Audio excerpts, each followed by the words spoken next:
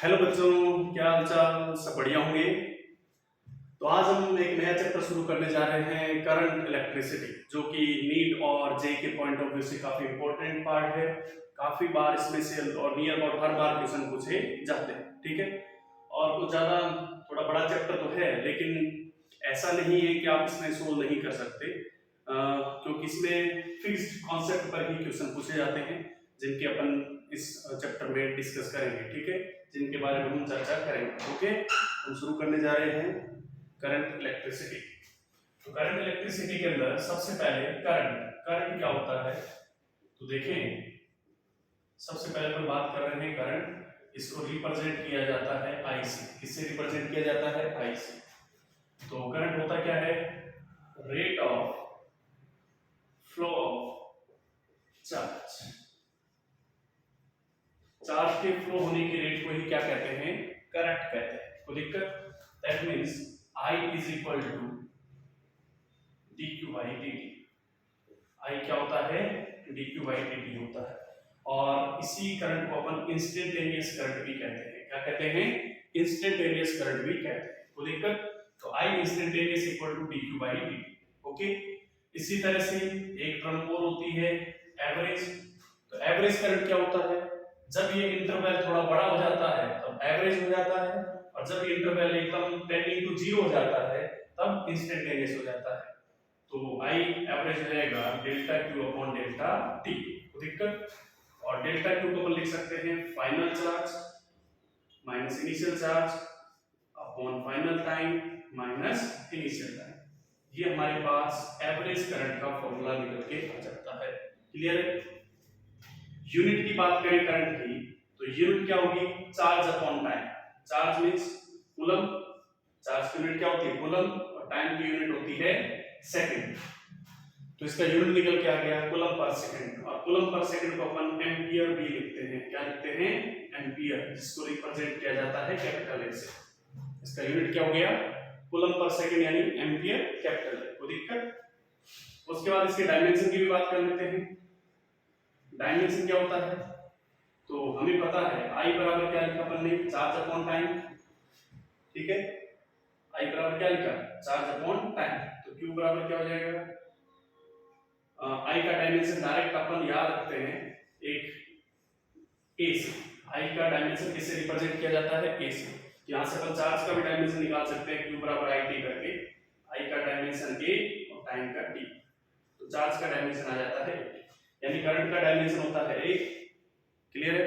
क्योंकि standard basic quantities में माना जाता है करंट को, जिसको अपन क्या लिखते हैं? ए से। कोई दिक्कत? बहुत बढ़िया, नोट डाउन करिए। आगे बढ़ते हैं अपन।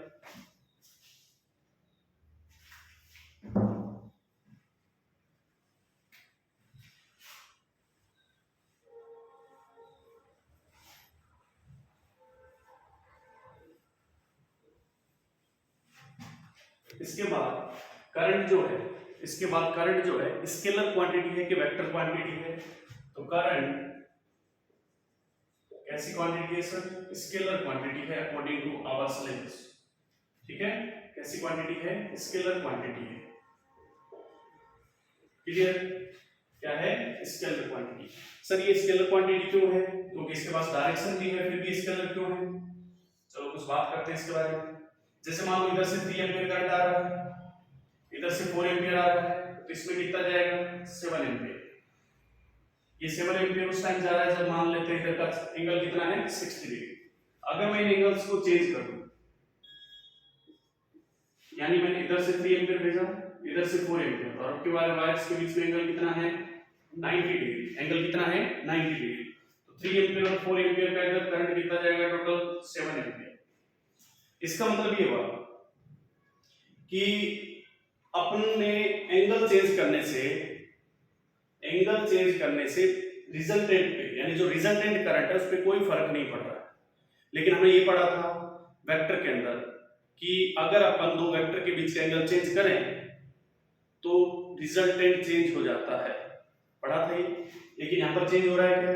इसका मतलब करंट जो है डोंट ओबे वेक्टर अलजेब्रिक लॉ। ये वेक्टर अलजेब्रिक लॉ को फॉलो नहीं करता है। वेक्टर अलजेब्रिक लॉ क्या है? वेक्टर अलजेब्रिक लॉ आपने ट्रायंगल लॉ नाम से पढ़ा होगा, तो वही वेक्टर अलजेब्रिक लॉ है। समझ आई बातें? ये वेक्टर अलजेब्रिक लॉ को फॉलो नहीं करता, इसलिए कैसी क्वांटिटी हो जाती है? स्केलर। लेकिन अगर अपन हायर लेवल की बात करें तो करंट स्केलर भी नहीं है। कौन सी क्वांटिटी है? टेंसर क्वांटिटी है। कौन सी क्वांटिटी है? Tensor quantity. ऐसी क्वांटिटी जिसके पास मैग्नीट्यूड है और साथ में डायरेक्शन भी है, मैग्नीट्यूड प्लस डायरेक्शन भी है, लेकिन वेक्टर अलजेब्रिक लॉ को फॉलो नहीं करता, वो टेंसर क्वांटिटी होती है। इसलिए करंट कैसी क्वांटिटी मानी जाती है? टेंसर। लेकिन अपने सिलेबस के हिसाब से स्केलर। कोई दिक्कत? समझ आई बातें? बहुत बढ़िया, नोट डाउन करिए।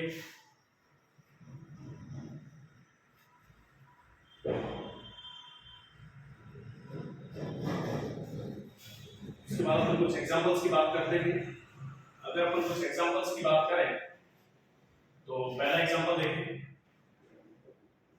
If q is equal to t square plus 2t plus 1, then find current at t equal to 2 second. अगर चार्ज t के साथ इस तरह से वेरी कर रहा हो तो आपको करंट बताना है t इक्वल टू 2 सेकंड तक। ओके, तो कैसे करेंगे? देखिए, यहां पर चार्ज जो है वेरिएबल है। चार्ज क्या है? वेरिएबल है। और जब चार्ज वेरिएबल होता है तो करंट निकालने का तरीका होता है dq by dt। करंट निकालने का तरीका होता है dq by dt। I is equal to dq by dt का मतलब हुआ differentiation of charge with respect to time. तो अगर इसका डिफरेंशिएशन करेंगे तो t स्क्वायर का डिफरेंशिएशन 2t प्लस 2t का डिफरेंशिएशन 2। तो I at t equal to 2 second, तो t equal to 2 सेकंड इसमें पुट करेंगे तो 2 into 2 plus 2 कितना जाएगा? 6 एम्पियर। तो करंट निकल के आ जाएगा t equal to 2 सेकंड पर 6 एम्पियर। कोई दिक्कत? बहुत बढ़िया। इसका सेकंड पार्ट देख लें अपन। हमसे भी पूछा जाता है कि find I average from t equal to 1 to t equal to 2 second. यानी गिवन टाइम इंटरवल में आप एवरेज करंट निकाल के दिखाइए। गिवन टाइम इंटरवल में एवरेज करंट निकाल के दिखाइए। तो कैसे निकालते हैं सर? आई एवरेज का तरीका होता है delta Q upon delta T, that means final charge minus initial charge upon final time minus initial time. तो दिक्कत? तो आई एवरेज इक्वल टू, अब हमें ये फाइनल चार्ज और इनिशियल चार्ज ये क्या है सर, ये भी पता होना चाहिए। तो देखो, ये जो पहले टाइम लिखा होता है ये इनिशियल टाइम है और जो बाद में लिखा होता है ये फाइनल टाइम है। तो इनिशियल टाइम पर जो चार्ज आएगा वो इनिशियल चार्ज और फाइनल टाइम पर जो चार्ज आएगा वो फाइनल चार्ज। ठीक है, तो सबसे पहले क्यू इनिशियल और क्यू फाइनल निकाल लेते हैं। इसको हटा दिया हमने। ठीक है, तो इधर देखें, क्यू इनिशियल की बात करें। क्यू इनिशियल कब आएगा? जब इसमें इनिशियल टाइम पुट करेंगे। किसमें पुट करेंगे? इस गिवन फंक्शन में। तो t इक्वल टू 1 डालिए, t इक्वल टू 1 डालेंगे 1 का square plus 2 into 1 plus 1, 1 plus 2 plus 1 यानी कितना हो गया? 4 कूलम। इनिशियल चार्ज हो गया 4 कूलम।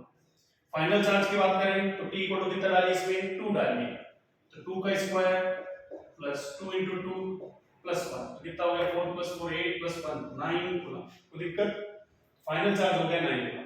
और आई एवरेज क्या था? q final minus q initial. तो q फाइनल की जगह कितना रिप्लेस करेंगे? 9, q इनिशियल की जगह 4 डिवाइड बाय फाइनल टाइम कितना है? 2 और इनिशियल टाइम कितना है?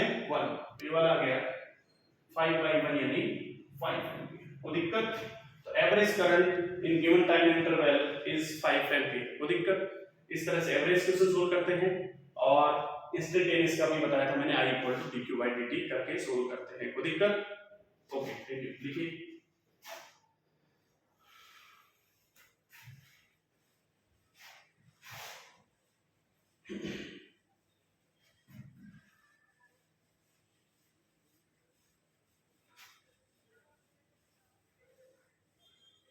ठीक है, आई होप आपको क्लियर हुआ होगा। उसके बाद बात करें, हमने लिखा I is equal to dq by dt, that means I is equal to slope of QT current. अगर चार्ज और टाइम में हमें ग्राफ दिया जाए तो करंट क्या होगा, उसका स्लोप होगा। समझ आई बातें? जैसे एग्जांपल यहीं पे देख लेते हैं। अगर हमें कह दिया जाए ये चार्ज है और ये टाइम है और इस तरह का कर्व हमें गिवन है, let's say this angle is 45 degree. Clear? हमसे कहा गया फाइंड करंट। करंट कितना होगा? Find current. करंट कैसे निकालेंगे? तो करंट निकालने का तरीका है I इज इक्वल टू होता है dq by dt। I is equal to क्या होता है? dq बाई dt होता है। और dq बाई dt का मतलब क्या होता है? qt ग्राफ का स्लोप, qt कर्व का स्लोप। अगर स्लोप लेंगे तो स्लोप इज इक्वल टू होता है tan थीटा। स्लोप क्या होता है? tan theta. और थीटा कितना है? 45 डिग्री। तो ये हो जाएगा tan 45। और tan 45 कितना होता है? 1। यहाँ पे करंट निकल के आ जाएगा 1 एम्पियर। क्लियर बात है? करंट निकल के आ जाएगा 1 एम्पियर। समझ आई बातें? देखें इसको इस तरह से अपन को अगर QT कर्व दिया गया हो तो अपन स्लोप से क्या निकाल सकते हैं? करंट निकाल सकते हैं। ओके,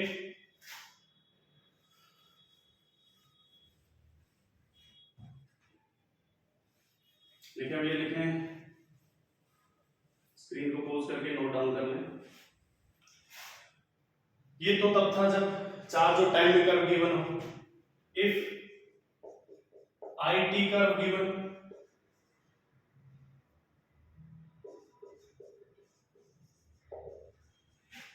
अगर IT कर्व गिवन हो तो हमने पढ़ा I इज इक्वल टू क्या था? dq by dt। तो dq बराबर कितना हो जाएगा? I dt। दोनों साइड क्या कर देंगे? इंटीग्रेशन। तो dq का इंटीग्रेशन हो जाएगा delta q is equal to integration I dt। ठीक है? और डेल्टा q को अपन कहते हैं चार्ज फ्लो। क्या कहते हैं? Charge flow. और इंटीग्रेशन का मतलब होता है एरिया ऑफ IT कर्व। अगर हमें I और T में कर्व गिवन हो और हमें चार्ज फ्लो निकालना हो तो हम उसका क्या ले लेंगे? एरिया ले लेंगे। जैसे एग्जांपल देखिए, मान लो इस तरह का कर्व गिवन है, ठीक है?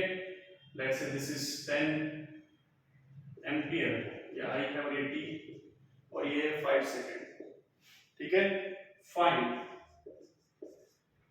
Charge flow in 5 second. आपको कहा गया चार्ज फ्लो बताइए 5 सेकंड के अंदर। कैसे निकालेंगे? I और T में हमें क्या दिया गया है? ग्राफ दिया गया है और IT ग्राफ दिया गया है। तो चार्ज फ्लो निकालने का तरीका होता है area of IT curve. Area of IT curve, इसका एरिया ले लेंगे। ये हमें क्या दिखाई दे रहा है? ट्रायंगल। तो ट्रायंगल का एरिया होता है sir half into base into height. तो charge flow is equals to half. Base कितना है? 5 और हाइट कितनी है? 10। तो ये वाला निकल के आ जाएगा 25 कूलम। तो टोटल चार्ज फ्लो निकल के आ गया 25 कूलम। तो दिक्कत इस तरह से अपन इसको सोल्व कर सकते हैं। क्लियर है? जब हमें करंट और टाइम में कर्व गिवन हो तो चार्ज फ्लो निकालने का तरीका ये है। समझ आई बातें? नोट डाउन करिए, आगे बढ़ते हैं।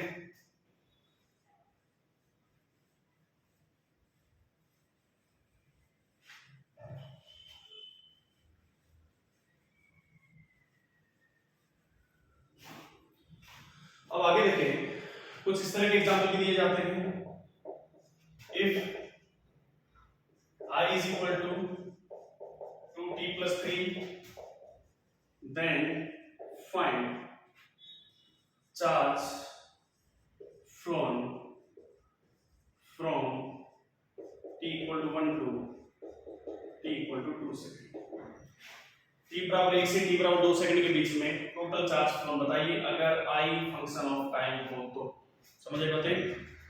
स्क्रीन को पॉज करिए और सोल्व करिए। स्क्रीन को पॉज करें और सोल्व करें। ठीक है? मैं आपको सोल्व करके बता रहा हूं कैसे सोल्व करना है। तो सुनिए, I आपके बाद क्या है? फंक्शन ऑफ टाइम है। I जब फंक्शन ऑफ टाइम होता है तो हमने अभी पढ़ा था integration of dq is equal to integration of I dt। ये पढ़ा था। इंटीग्रेशन ऑफ dq क्या होता है? इंटीग्रेशन ऑफ dq होता है total charge flow in given time interval is equal I की जगह कितना डाल देंगे?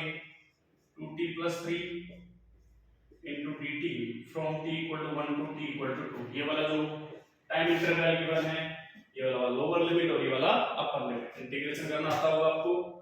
तो charge flow is equal to, इसका जब इंटीग्रेशन करेंगे तो कैसे करेंगे, इंडिविजुअल कर रहा हूं मैं पहले, 2t dt plus integration 3t।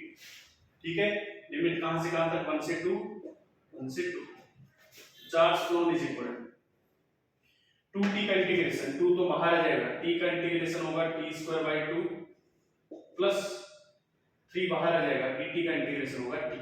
समझ गए, फ्रॉम 1 to 2, 1 to 2। क्लियर है। अब आगे देखें, आगे इंटीग्रेट करते हैं।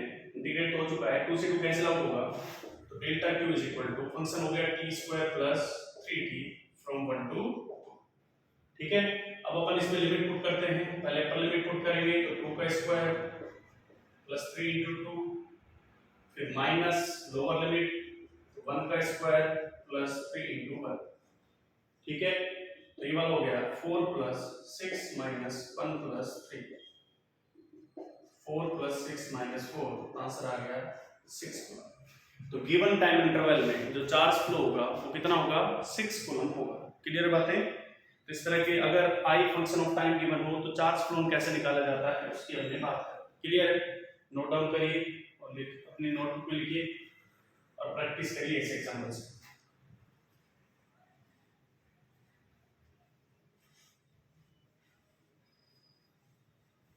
स्क्रीन को पॉज करके लिख लेना। ठीक है, आगे बात करते हैं। कभी कभार इस तरह के एग्जाम्पल में पूछे जाते हैं, if i is equal to t square e to the power minus 2t, then find time when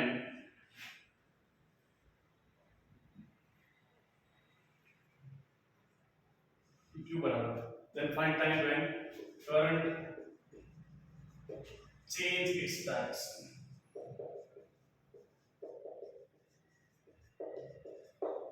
q बराबर t स्क्वायर e की पावर माइनस 2t दे रखा है, then find time when current change its direction. ठीक है, current अपनी direction change करे। तो कोई भी क्वांटिटी अपनी डायरेक्शन जब चेंज करती है, जैसे कोई पार्टिकल इधर जा रहा है v स्पीड के साथ और स्पीड मान लो कंटिन्यूअसली क्या हो रही है, डिक्रीज हो रही है, इसका मतलब एक्सेलरेशन पीछे की तरफ है, रिटार्ड हो रहा है। तो धीरे होते होते होते पार्टिकल क्या करेगा, अपनी डायरेक्शन घूमकर वापस इधर आएगा, पार्टिकल अपनी डायरेक्शन को चेंज करेगा। जिस इंस्टेंट पर वो अपनी डायरेक्शन को चेंज करता है वहां पर वेलोसिटी क्या हो जाता है, जीरो। जिस इंस्टेंट पर पार्टिकल अपनी डायरेक्शन चेंज करता है वहां पर स्पीड क्या हो जाती है, जीरो। इसका मतलब ये हुआ कि जहां पर करंट अपनी डायरेक्शन रिवर्स करेगा वहां पर करंट क्या हो जाएगा, जीरो। समझ आ रही बात है, जहां पर करंट अपनी डायरेक्शन रिवर्स करेगा वहां पर करंट क्या हो जाएगा, जीरो हो जाएगा। तो सबसे पहले charge is a function of time given है, तो i इज इक्वल टू होता है dq by dt। तो इसका अगर अपन डिफरेंशिएशन करें, यहाँ पे आपको मल्टीप्लिकेशन रूल लगाना पड़ेगा क्योंकि दो फंक्शन हैं। तो t स्क्वायर को कांस्टेंट रखा, e की पावर माइनस 2t का डिफरेंशिएशन, e की पावर माइनस 2t, ये तो फंक्शन का डिफरेंशिएशन, फिर माइनस 2t का डिफरेंशिएशन कितना होगा, माइनस 2। समझ गए, फिर बीच में लगाते हैं प्लस, फिर e की पावर माइनस 2t को कांस्टेंट रखा, t स्क्वायर का डिफरेंशिएशन जो भी कितना होगा, 2t। समझ गए बातें। सबसे पहले t स्क्वायर को वैसा वैसा रखा, e की पावर माइनस 2t का डिफरेंशिएशन, e की पावर t का फंक्शन, e की पावर x का डिफरेंशिएशन e की पावर x ही होता है, लेकिन साथ में इसका डिफरेंशिएशन भी करना पड़ेगा। फिर प्लस e की पावर माइनस 2t को कांस्टेंट रखा, t स्क्वायर का डिफरेंशिएशन 2t। और करंट अपनी डायरेक्शन क्या कर रहा है, चेंज कर रहा है, इसका मतलब करंट क्या हो जाना चाहिए उस इंस्टेंट पे, जीरो। तो करंट अगर जीरो होगा तो इस फंक्शन को सोल्व कर लें, तो ये वाला हो जाएगा t स्क्वायर e की power minus 2t into minus 2 is equal to, इस फंक्शन को मैं इधर शिफ्ट कर रहा हूं, तो ये वाला हो जाएगा माइनस e की power minus 2t into 2t। Minus से माइनस कैंसिल आउट हो जाएगा, e की पावर माइनस 2t से e की पावर माइनस 2t भी कैंसिल आउट होगा, तो इधर बनेगा 2t square is equal to 2। समझ रही बात है। तो तो 2 से 2 कैंसिल आउट हो गया, तो यहां से मैंने t को इधर ले लिया, तो t square minus t equal to कितना हो गया 0, तो t कॉमन आएगा तो अंदर बचेगा t minus 1, t square minus t equal to कितना हो गया 0, लिखें इसको एक बार, ठीक है। आगे सोल्व करते हैं इसको, तो आगे क्या आ जाएगा, t को अगर मैं कॉमन ले लूं तो अंदर बचेगा t माइनस 1, इसमें से मैंने t क्या ले लिया है कॉमन, इज इक्वल टू 0, तो या तो t इक्वल टू 0 होना चाहिए या फिर t equal to 1। t equal to 0 पर करंट 0 है, लेकिन वो तो इनिशियल में ही 0 था, इसका मतलब हमारा आंसर होगा t इक्वल टू 1 सेकंड, यानी 1 सेकंड के बाद करंट अपनी डायरेक्शन को क्या करेगा, रिवर्स करेगा। आई होप आपको क्लियर हुआ होगा, सही ढंग से देखें, स्क्रीन को पॉज करके कॉपी में लिखें और समझें, ठीक है। इस तरह के एग्जाम्पल भी पूछे जाते हैं, तो दिक्कत बहुत बड़ी।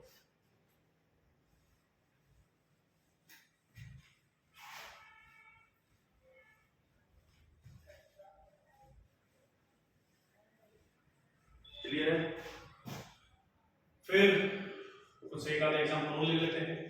मान लो इस तरह का एग्जाम्पल दे दिया, करंट और टाइम में इस तरह का एग्जाम्पल दिया, ठीक है। This is 10 ampere, this is 4 second, this is 6 second, ठीक है। और हमसे क्वेश्चन पूछा गया, फाइंड टोटल चार्ज फ्लोन इन, पहला है 6 सेकंड और सेकंड है 4 सेकंड। पहले आपको चार्ज फ्लो निकालना है 6 सेकंड में और फिर 4 सेकंड में, क्लियर है। तो कैसे निकालेंगे देखिए, स्क्रीन को पॉज करिए, खुद ट्राई करिए।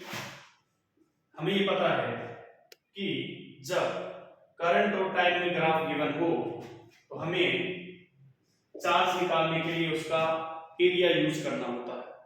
तो पहले वो बात कर रहा है 6 सेकंड में, तो 6 सेकंड यानी 0 से लेके 6 सेकंड तक का क्या ले लेंगे, एरिया ले लेंगे। एरिया कितना आएगा, यहां से लेके ये पूरा एरिया कवर हो जाएगा, ठीक है। तो ट्रायंगल है, तो charge flown in 6 second is equal to half into base कितना है 6 इंटू हाइट कितनी है 10, ये वाला जाएगा 30 कूलम। तो 6 सेकंड के अंदर तो कितना चार्ज फ्लो होगा 30 कूलम, क्लियर है, समझ आई बातें। उसके बाद पूछा है 4 सेकंड में कितना चार्ज फ्लो होगा, तो 4 सेकंड में चार्ज जो निकालना है तो हमें एरिया 4 सेकंड तक का ही लेना है। 4 सेकंड कहां आ रहा है, यहां पर, हम ओनली इतना ही एरिया यूज करेंगे यहां तक, इससे ये वाला 4 to 6 वाला एरिया यूज करने वाले नहीं, क्यों, क्योंकि हमें ओनली चार्ज फ्लो 4 सेकंड के अंदर पूछा गया है।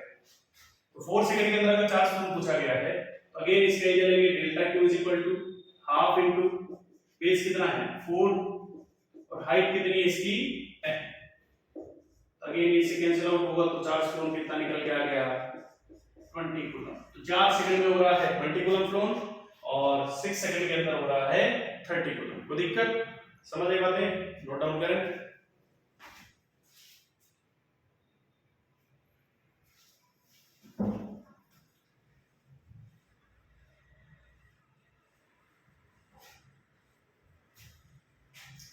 समझ आई बात, दिक्कत जीरो। इस तरह के क्वेश्चन आपको चार्ज और करंट में देखने को मिलते हैं। चार्ज फंक्शन ऑफ टाइम दे देगा और या फिर करंट फंक्शन ऑफ टाइम दे देगा, क्लियर है बातें, क्लियर है। अब अपन बात करने जा रहे हैं करंट डेंसिटी के बारे में। किसके बारे में, करंट डेंसिटी। करंट डेंसिटी को अपन रिप्रेजेंट करते हैं जे से, किसे रिप्रेजेंट करते हैं जे से, ठीक है। पहली बात, it is a vector quantity, it is a vector quantity, vector quantity है। अगर कोई वेक्टर क्वांटिटी है तो इसका मतलब उसके अंदर डायरेक्शन भी है, तो बहुत बढ़िया। Direction of current density along the direction of current current density का जो डायरेक्शन होता है वो करंट की डायरेक्शन में होता है। समझ आई बातें? करंट डेंसिटी का डायरेक्शन जो होता है वो करंट के डायरेक्शन में होता है। और करंट का डायरेक्शन किधर होता है? Direction of current along the motion of positive charge। जिधर पॉजिटिव चार्ज मूव करते हैं उधर ही डायरेक्शन ऑफ करंट होता है। समझ आई बातें? ये अजम्पशन है, ये माना गया है, ऐसा कुछ प्रूफ नहीं हुआ था, माना गया है कि करंट की डायरेक्शन उधर होगी जिधर पॉजिटिव चार्ज फ्लो होगा। इसका मतलब डायरेक्शन ऑफ करंट उधर होगी जिधर नेगेटिव चार्ज फ्लो होगा, उससे उधर होगी क्या पॉजिटिव होगी? यानी डायरेक्शन ऑफ करंट उधर होगी, या फिर ऐसे कह सकते हैं डायरेक्शन ऑफ करंट अपोजिट होगी जिधर नेगेटिव चार्ज मूव करेगा। नेगेटिव चार्ज अगर इधर मूव कर रहा है, अगर नेगेटिव चार्ज यानी इलेक्ट्रॉन अगर इधर मूव कर रहा है तो डायरेक्शन ऑफ करंट किधर रहेगा? इधर की। और अगर कोई पॉजिटिव चार्ज इधर मूव कर रहा है तो डायरेक्शन ऑफ करंट भी किधर रहेगा? इधर की। जिधर पॉजिटिव चार्ज मूव किया डायरेक्शन ऑफ करंट उधर, और जिधर नेगेटिव चार्ज मूव किया करंट ऑफ डायरेक्शन उसके अपोजिट। कोई दिक्कत? ये आपको समझ आया होगा। और ये अजम्पशन है, कोई फिर ऐसा नहीं है कि कहीं से प्रूफ किया होगा, अजम्पशन लिया गया है, ठीक है, मान लिया गया। तो करंट डेंसिटी के बारे में हमने क्या जाना? वेक्टर क्वांटिटी है और इसका डायरेक्शन हमेशा किसके लॉन्ग होता है? करंट के डायरेक्शन में होता है। समझ गए?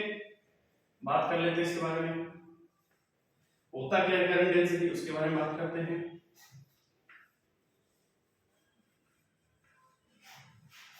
करंट डेंसिटी क्या होता है? देखिए,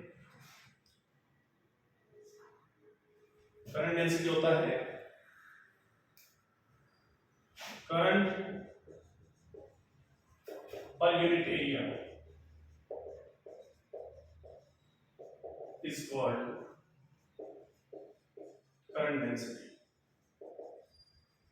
ठीक है, करंट पर यूनिट एरिया को क्या कहते हैं? Current density. यानी J इज इक्वल टू क्या होता है?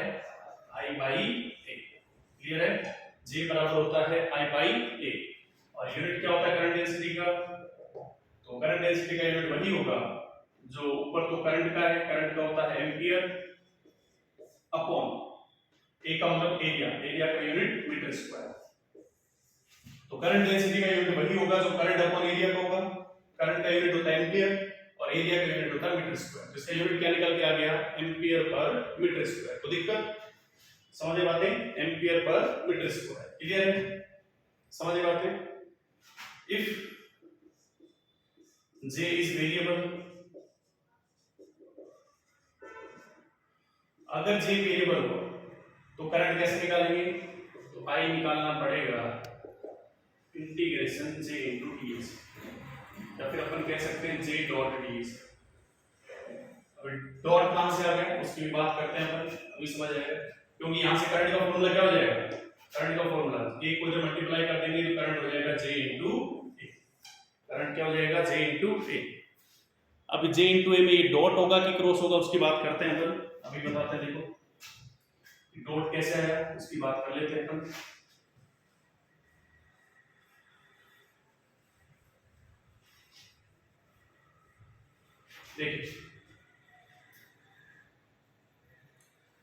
देखिए ये हमारे पास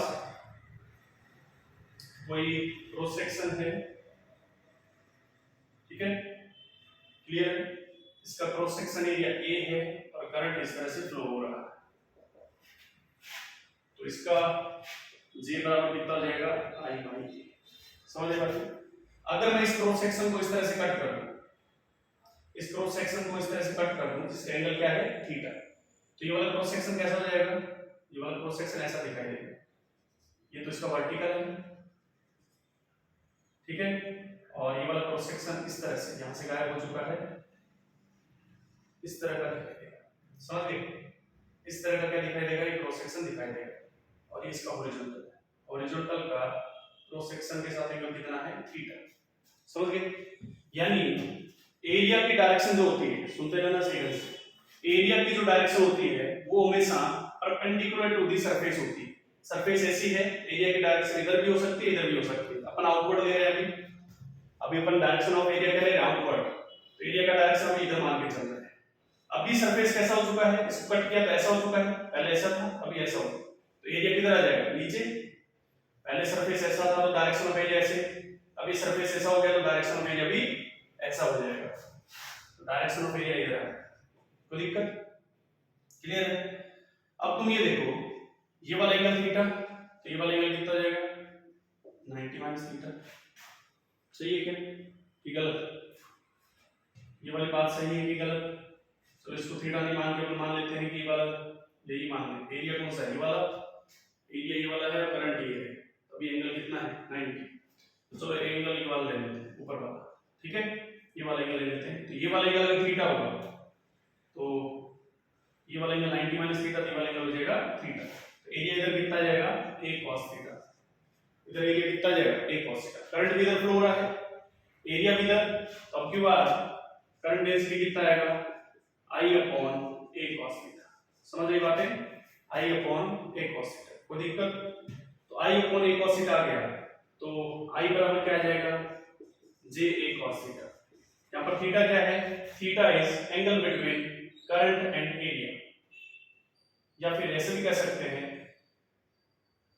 थीटा इज, लिख दे रहा हूं, theta is angle between J and A, ऐसा क्यों हुआ, क्योंकि जिधर करंट का डायरेक्शन है उधर ही करंट डेंसिटी का डायरेक्शन है, इसका मतलब J और A के बीच का एंगल क्या रहेगा, थीटा रहेगा, और यहां से निकल के आ गया I बराबर J A cos थीटा, और J A cos थीटा, हमें ये भी पता है कि A B cos थीटा किसके इक्वल होता है, ये होता है A डॉट B के, इसका मतलब I बराबर क्या हो जाएगा J डॉट A, समझ गए, I बराबर क्या निकल के आ जाएगा J डॉट A, क्लियर बात है, I बराबर आ गया J डॉट A, समझ गए, तो इस तरह से अपन सोल्व कर सकते हैं चीजों को, क्लियर बात है, आई होप आपको क्लियर हुआ होगा, इसलिए मैंने ये लिखा था कि जब करंट डेंसिटी वेरिएबल होगा तो इंटीग्रेशन J डॉट D है, समझ गए बात है, अगली बार इस पे क्वेश्चन करेंगे, आज के लेक्चर में इतना ही लेते हैं, थैंक यू।